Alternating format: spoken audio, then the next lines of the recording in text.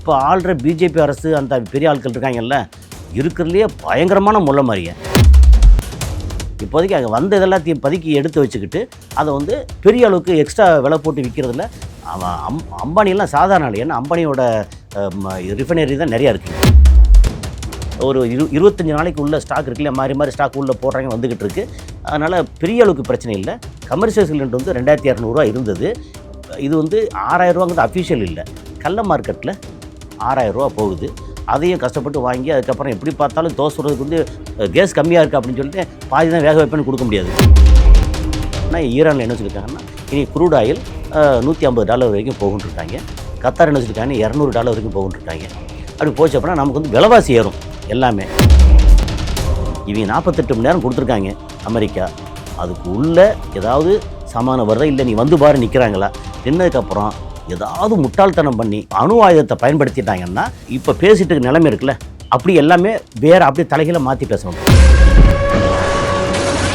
Gold ஏன் ஏறுது, எதனால் ஏறுது, ஏன் குறையுதுன்றதை இப்போ பேசணும். ஏன்னா 1,20,000 போச்சு ஒரு வாரத்துக்கு முன்னாடி. இன்றைக்கி 1,03,000, இன்னும் 1,00,000 கீழே போகும்னு சொல்கிறாங்க. கோல்டு உண்மையிலே குறைய போதா ரொம்ப.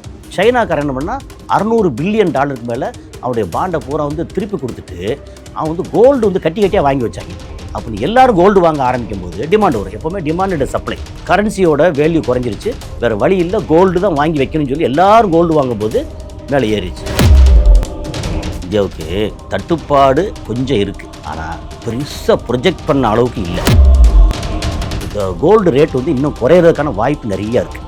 காரணம் அச்சடித்த கரன்சி அக்செப்டட் அப்படின்னா கோல்டுக்கான தேவை குறையும்.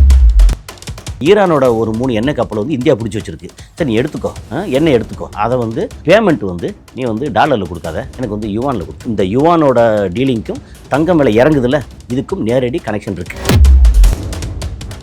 ஏஐ பற்றிய பயம் இனி வேண்டாம். சிக்கலான டெக்னாலஜியை சாமானிய தமிழனுக்கும் புரிய வைக்கிறது உன் ஏஐ அறிந்தால் புத்தகம். விவசாயம் முதல் வியாபாரம் வரை ஏஐயை உங்கள் முன்னேற்றத்திற்கான ஏணியாக மாற்று.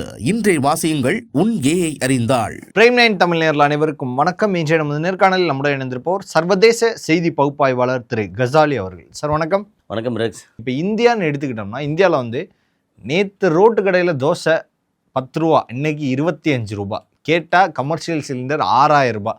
சிலிண்டர் தட்டுப்பாடே இல்லைன்னு சொல்கிறாங்க. வீட்டு உபயோகப் பொருள் இப்போ வரைக்கும் சிலிண்டர் வந்து அப்ளை பண்ண முடியல. கமர்ஷியல் சிலிண்டர் வந்து 30% 50% வந்து 27ஆம் தேதி உயர்த்துறேன்னு சொன்னாங்க. அதுவும் இன்னும் உறுதிப்படுத்தப்படல. என்ன நிலைமை இந்தியாவுக்கு தட்டுப்பாடு கொஞ்சம் இருக்குது, ஆனால் பெருசாக ப்ரொஜெக்ட் பண்ண அளவுக்கு இல்லை. என்ன காரணம்னா, அங்கேருந்து 2 கப்பல் வேறு ஆல்ரெடி வந்துருச்சு. எங்கள் ஈரான்லேருந்து உள்ளே அங்கே இருந்த கப்பல் 2 கப்பல் வந்துருச்சு. ஓகே, ஏற்கனவே ஈரானோட ஒரு 3 எண்ணெய் கப்பல் வந்து இந்தியா பிடிச்சி வச்சுருக்கு. ஓகே, இப்போ அப்புறம் ஏற்கனவே இந்தியாவுக்கு வந்து இங்கேருந்து வரணும் அப்படின்னா இந்த 3 பிடிச்ச கப்பல் வந்து சரி நீ எடுத்துக்கோ, எண்ணெய் எடுத்துக்கோ. ஆனால் இது வந்து எப்படின்னா அது ஷேடோ ஃபிலிட், அது எண்ணெய் எடுத்துக்கோ, அதை வந்து பேமெண்ட் வந்து நீ வந்து டாலரில் கொடுக்காத, எனக்கு வந்து யுவானில் கொடுத்துரு. அப்போ என்ன நடக்கும், சைனாவோட யுவான் வந்து யுவான் எங்கே அப்படின்னு போகும். இந்த யுவானை பற்றி பேசும்போது இதை முடிச்சுட்டு அப்படியே வந்து தங்க விலை போயிடுவோம். ஏன்னா இதுக்கும் இந்த யுவானோட டீலிங்க்கும் தங்கம் விலை இறங்குதில்ல, இதுக்கும் நேரடி கனெக்ஷன் இருக்குது. ஓகே, இப்போ யுவானில் நீ கொடுத்துரு அப்படி இந்தியாவுக்கு வந்து கொடுத்துருக்காங்க. அப்புறம் ரஷ்யாவிலேருந்து கப்பல் வேறு ஒரு 7 கப்பல் வேறு வந்திருக்கு. அப்படிலாம் வர்றதுனால இப்போதைக்கு வந்து பெரிய அளவுக்கு பிரச்சனை இல்லை இந்தியாவுக்கு. இன்னும் வந்து அது ஏற்கனவே ஒரு 25 நாளைக்கு உள்ள ஸ்டாக் இருக்குல்ல, மாறி மாறி ஸ்டாக் உள்ளே போடுறாங்க, வந்துக்கிட்டு இருக்குது. அதனால் பெரிய அளவுக்கு பிரச்சனை இல்லை. கமர்ஷியல் சிலிண்டர் வந்து 2200 இருந்தது. இது வந்து 6000 அஃபிஷியல் இல்லை, கள்ள மார்க்கெட்டில் 6000 போகுது. அதையும் கஷ்டப்பட்டு வாங்கி அதுக்கப்புறம் எப்படி பார்த்தாலும் தோசை சுடுறதுக்கு வந்து கேஸ் கம்மியாக இருக்குது அப்படின்னு சொல்லிட்டு பாதி தான் வேக வைப்பேன்னு கொடுக்க முடியாது. அப்புறம் பொரிக்கிற ஐட்டங்கள்லாம் இன்னும் விலை அதிகமாக இருக்கும். இல்லை, அதாவது ஒரிஜினல் மார்க்கெட் கிடைக்காதனால தான் கள்ள மார்க்கெட்டில் எவ்வளோ டிமாண்ட் இருக்கா? ஆமாம், கண்டிப்பாக. எப்போவுமே வந்து இப்போ என்ன செய்வாங்கன்னா, ஒரு பெரிய தலைகள் இருக்காங்கல்ல, அதெல்லாம் இப்போ ஆள்ற பிஜேபி அரசு அந்த பெரிய ஆட்கள் இருக்காங்கல்ல, இருக்கிறதுலையே பயங்கரமான முள்ள மாதிரிங்க.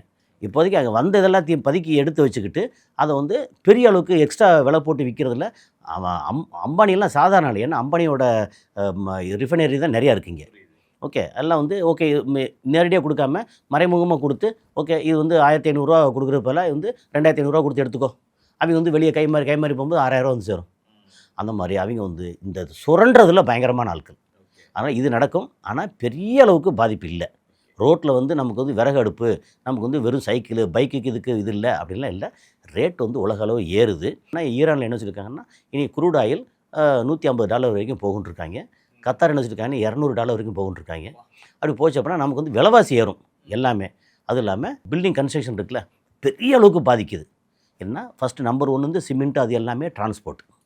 அதுக்கு விலைவாசி ஏறி இருக்குது இப்போ டீசல் விலை. அது இல்லாமல் பிவிசி பைப் இருக்குல்ல, பிவிசி பைப்பு இல்லாத பில்டிங்கே கிடையாது. ஓகே, பிவிசி பைப்பு இந்த ஒரு லென்த்து சம்திங் அது சொன்னது $700 வாங்கினது நேற்று வந்து $1050.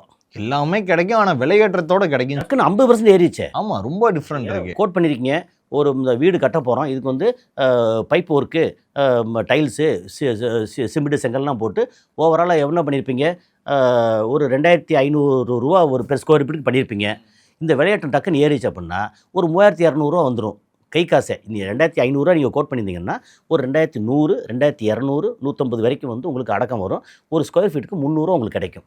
ஒரு கான்ட்ராக்டருக்கு $300 அவனுடைய ஓவர் ஹெட்டு போக லாபம் எவ்வளோ கிடைக்கும், $100 கிடைக்கும் ஸ்கொயர் ஃபீட்டுக்கு. ஓகே, இப்போ வந்து கை காசே வந்து 3200 போடணும்னு வச்சுங்க, $700 அசலில் லாஸு. அப்போ எங்கே ஆஃபீஸ் நடத்துறது, எங்கே ஆட்களுக்கு சம்பளம் கொடுக்குறது, என்ன பண்ண முடியும்? அப்போ என்ன டக்குன்னு விலைவாசி ஏறிடுச்சு. அப்போது அத்தனை பில்டிங் கன்ஸ்ட்ரக்ஷன் இருக்குல்ல, அத்தனை கம்பெனி வந்து கஷ்டப்படும். அப்போ இந்தியா வந்து விலைவாசி ஏற்றத்தில் கஷ்டப்படுமே ஒழிய மற்றபடி அவைலபிலிட்டி எல்லாம் பெரிய அளவுக்கு பிரச்சனை கொஞ்சம் இருக்குது. ஆனால் மக்களே நிறைய பேர் என்ன பண்ணிட்டாங்கன்னா, இப்போ வந்து அன்றைக்கி வந்து பரபரப்பாக வந்துச்சு இல்லையா, இந்த மாதிரி கேஸ் பிரச்சனை வருது அப்படின்னு சொன்னோடனே இண்டக்ஷன் ஸ்டவ் நிறையா வாங்கிட்டாங்க. பயங்கரமான இண்டக்ஷன் ஸ்டவோட விலை ஏறி போச்சு. ஆமாம், இப்போ அது இல்லை, ஸ்டாக்கே இல்லை இப்போதைக்கு. இண்டக்ஷன் ஸ்டாக் இல்லை, ஓவன், இண்டக்ஷன் ஸ்டவ்வு இதெல்லாம் நிறையா வந்துருச்சு, எலக்ட்ரிக்கல் இது. அதனால் அப்படி பார்த்தா நிறைய இதெல்லாம் காமெடியாக மீம்ஸ்லாம் போட்டாங்க. இந்த மாதிரி அயன் பாக்ஸில் வந்து தலைகளை கவுச்சிட்டு ஆம்லேட் போடுறதெல்லாம் பண்ணாங்க. அதுவும் நடத்தான் செய்யுது. ஆமாம், எல்லாம் என்னென்னா பெரிய அளவுக்கு இஷ்யூ இல்லை. ஆனால் இந்த சண்டை வந்து இவங்க 48 மணி நேரம் கொடுத்துருக்காங்க அமெரிக்கா. அதுக்கு உள்ளே ஏதாவது சமாதானம் வருதா, இல்லை நீ வந்து பாரு நிற்கிறாங்களா, நின்னதுக்கப்புறம் ஏதாவது முட்டாள்தனம் பண்ணி அணு ஆயுதத்தை பயன்படுத்திட்டாங்கன்னா இப்போ பேசிட்டு நிலைமை இருக்குல்ல, அப்படி எல்லாமே வேறு அப்படியே தலைகளை மாற்றி பேச வேண்டியிருக்கும். கோல்டு ஏன் ஏறுது, எதனால் ஏறுது, ஏன் குறையுதுன்றதை இப்போ பேசணும். ஏன்னா 1,20,000 போச்சு ஒரு வாரத்துக்கு முன்னாடி. இன்றைக்கி 1,03,000, இன்னும் 1,00,000 கீழே போகும்னு சொல்கிறாங்க. கோல்டு உண்மையிலே குறைய போதா? ரொம்ப குறைய வாய்ப்பு இருக்குங்க தான். என்ன காரணம், கோல்டு ஏறுறதுக்கு என்ன காரணம் முதல்ல பேசுவோம். என்னென்னா அமெரிக்காவோட டாலர் வந்து அச்சடித்து வச்சாங்கல்ல, அந்த பேப்பரை நம்ம ரிசர்வ் பண்ணி வச்சுருக்கோம்.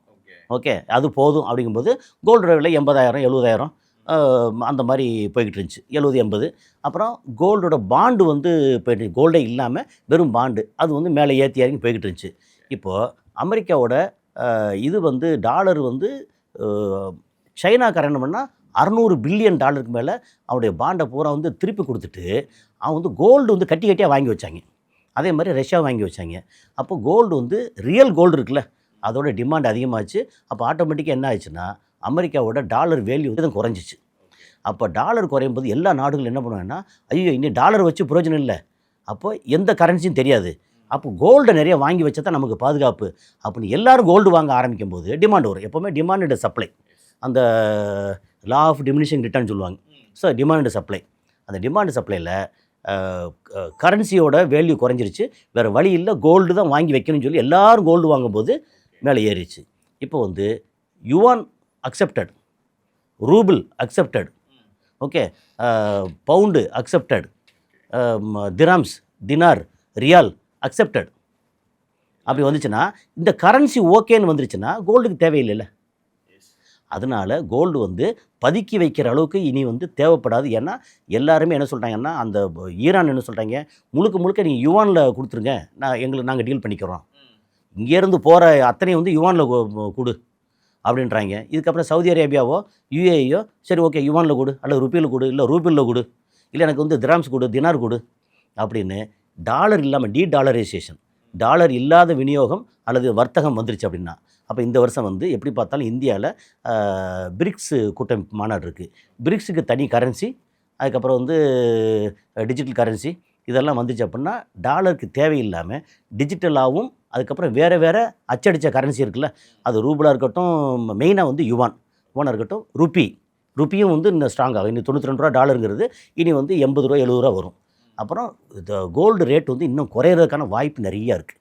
காரணம் அச்சடித்த கரன்சி அக்செப்டட் அப்படின்னா கோல்டுக்கான தேவை குறையும். ஓகே, இன்னொரு காரணம் இன்வெஸ்ட்மெண்ட் எல்லாமே க்ரூட் ஆயிலுக்கு போகிறதுன்னு சொல்கிறாங்க, அதுவும் இன்னொன்று ஆமாம், முன்னாடி வந்து கோல்டு மேலே இன்வெஸ்ட் பண்ணாங்கல்ல, அது வந்து குரூட் ஆயில் வந்து $80, $70, $80 இருந்துச்சு, $90, 92 இருந்துச்சு, அப்புறம் 100, 102, 107, 200 வரைக்கும் போகும். அங்கே 200 வரைக்கும் போனால் அப்போ வாங்கி போடுறா அப்படின்னு இதை வந்து குரூட் ஆயில் இந்த இன்வெஸ்ட்மெண்ட் போகிற குரூட் ஆயில் போகும்போது இந்த பக்கம் அமைதியாக உட்காந்துருக்கு கோல்டு வாங்கலையானா இப்போ வேணாமையா முதல்ல குரூட் ஆயில் போகும் அப்படின்ற மாதிரி. அதனால் எப்போவுமே அப்படி தானே, இந்த நேரத்தில் எதில் போட்டால் நம்ம வந்து காசு பார்ப்போமோ அப்படின்ற ட்ரேடர்ஸ் இருக்காங்கல்ல, அவங்க பண்ணுறது தான். பல்வேறு கேள்விகளுக்கு பதில் தமக்காக மிக்க நன்றி சார். நன்றி, வணக்கம்.